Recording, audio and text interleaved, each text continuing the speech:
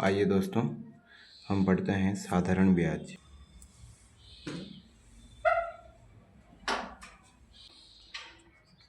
मूलधन गुणा दर गुणा समय बटे हुए में 100। इसको इंग्लिश में ट्रांसलेट करें।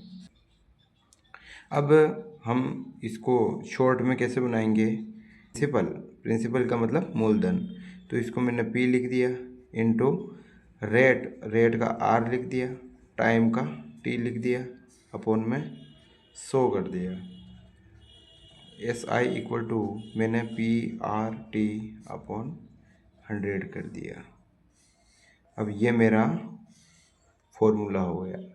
यही नहीं दोस्तों, इसमें हर एक चीज़ जो दे रखी है आप साधारण ब्याज निकाल सकते हैं। मूलधन, दर और समय से आप मूलधन निकाल सकते हैं, दर निकाल सकते हैं, समय निकाल सकते हैं। तो इस एक फॉर्मूले से आपको बहुत सारे प्रकार के क्वेश्चन आपको देखने को मिलेंगे और हम उन सवालों को करेंगे। तो आइए हम एक सवाल देखते हैं। प्रश्न नंबर 1 देख लेते। राम ने श्याम से 10,000 रुपये उधार लिए।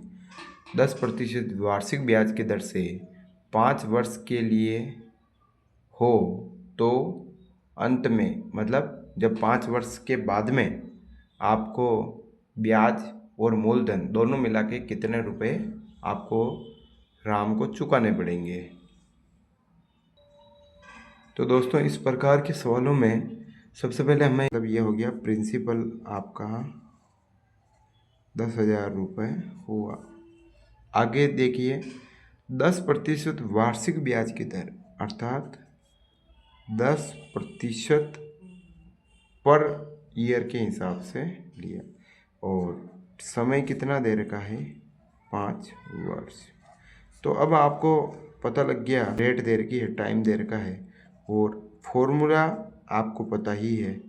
फॉर्मूला है principal into rate into time बटे 100।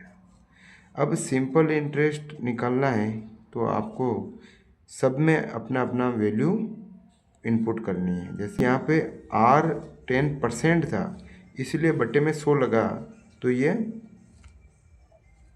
अब जो वैल्यू आएगी वो प्रतिशत में नहीं आएगी क्योंकि बटे में 100 लग गया है। 1 0 से 1 0, 1 0 से 1 0 कटा तो 100 into 10 into 5। Simple interest equal to, आपस में इनको गुणा करेंगे तो 5,000 रुपीज़ ये आपको ब्याज उनको देना पड़ेगा। अब कुल धन कितना देना पड़ेगा? कुल धन तो हो गया 15,000। 15,000 रुपये आपको मिश्र धन 5 साल बाद देना पड़ेगा।